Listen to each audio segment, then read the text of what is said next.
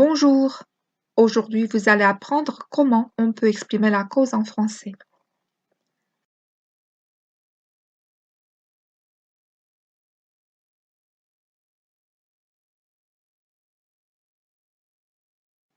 Faites attention à l'exemple suivant. Mélanie pleure parce que son chien a disparu. Alors on se pose la question.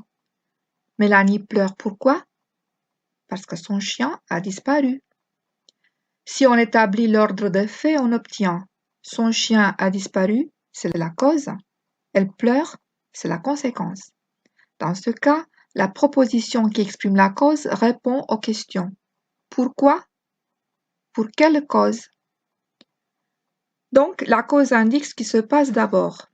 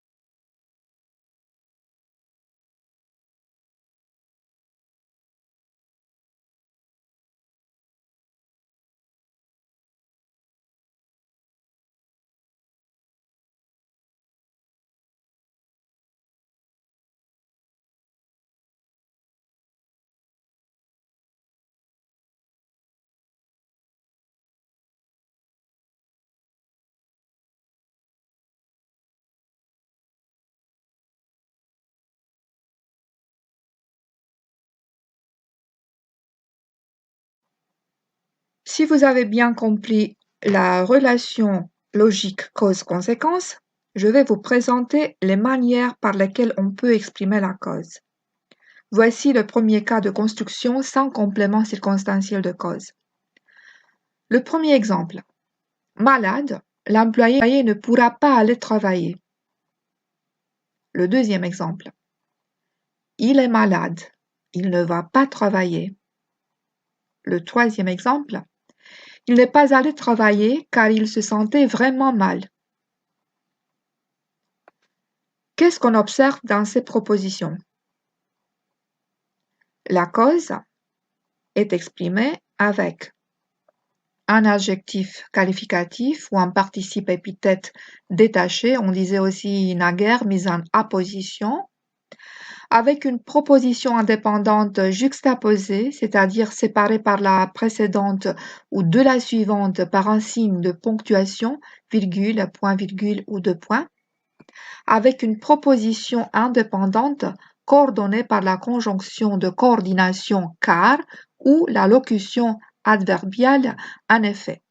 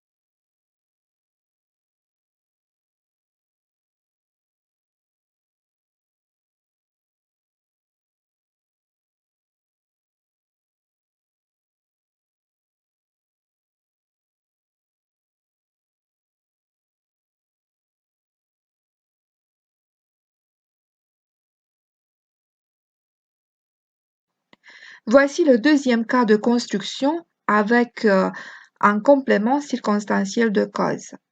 Le premier exemple. Fermé du 1er au 5 août pour maladie. On peut encore mourir de faim. Le deuxième exemple. Il a guéri grâce à ce médicament. Faute de temps, il n'a pas pu aller chez le médecin. Il n'est pas allé en cours sous prétexte d'un léger mal de tête. Regardez les mots en rouge que j'ai mis en évidence.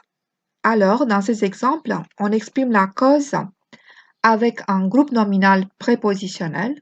Le nom ou le groupe nominal peut être introduit par les prépositions pour ou de, ou en utilisant les locutions prépositives. Grâce à cause de, faute de, à force de, étant donné, vu, compte tenu de, par suite de, sous prétexte de.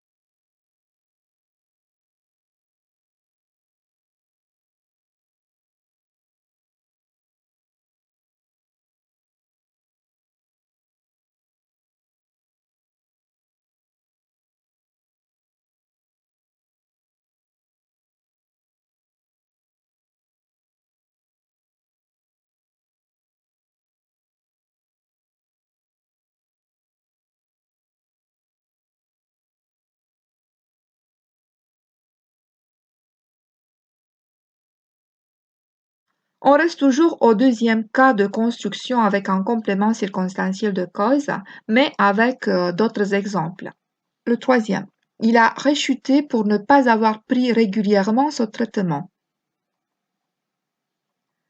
Le quatrième, la vaccination a beaucoup apporté à l'humanité. Grâce à elle, de nombreuses vies sont sauvées. Compte tenu de cela, je vais revoir ma position et je vous informerai de ma décision. Le cinquième, il a attrapé une indigestion en mangeant toutes les crêpes. Qu'est-ce qu'on observe dans ces phrases? Dans le troisième exemple, on exprime la cause avec un infinitif passé introduit par pour. Dans le quatrième exemple, avec un pronom précédé d'une préposition ou locution prépositive.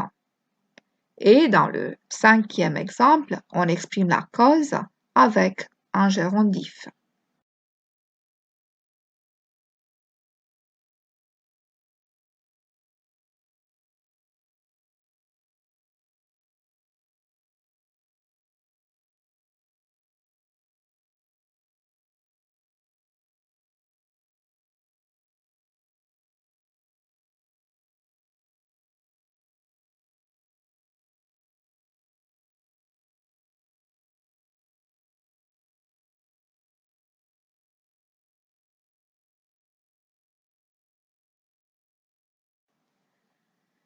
On va continuer avec l'exemple numéro 6 du même cas, la construction avec un complément circonstanciel de cause.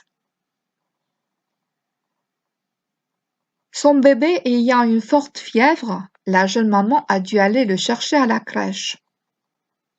On voit bien que dans ce cas, on exprime la cause avec une proposition subordonnée participiale qui contient un participe passé ou présent. Ce participe a un sujet propre.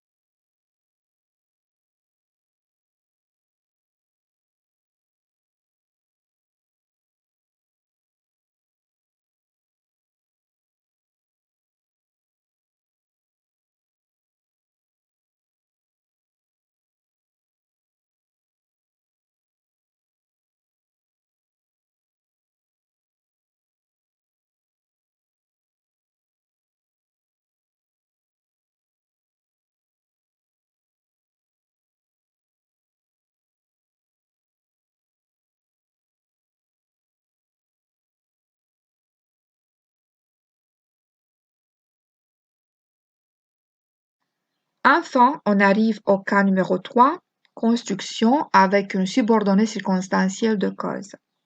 Voici l'exemple numéro 7. La directrice de la crèche lui a demandé de venir chercher son bébé parce qu'il a une forte fièvre. Puisque les antibiotiques sont inefficaces contre les virus, il est inutile d'en prescrire en cas de grippe. Comme elle a 3 enfants, elle refuse de rester, d'autant plus qu'elle doit parfois insister pour se faire payer. Voici l'exemple numéro 8. Il n'est pas encore arrivé au bureau, soit qu'il y ait des embouteillages, soit qu'il soit malade. Il n'est pas encore arrivé, non qu'il y ait des embouteillages, mais il est certainement malade. Comme dans les exemples 7 et 8, on a des subordonnées pour exprimer la cause, il faut faire attention aux éléments de relation, c'est-à-dire les conjonctions et les locutions conjonctives et le mode utilisé après celles-ci.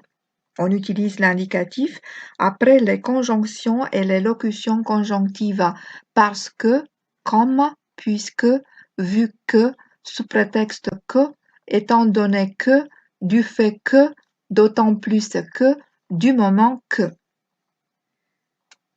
On utilise le subjonctif après, soit que, soit que.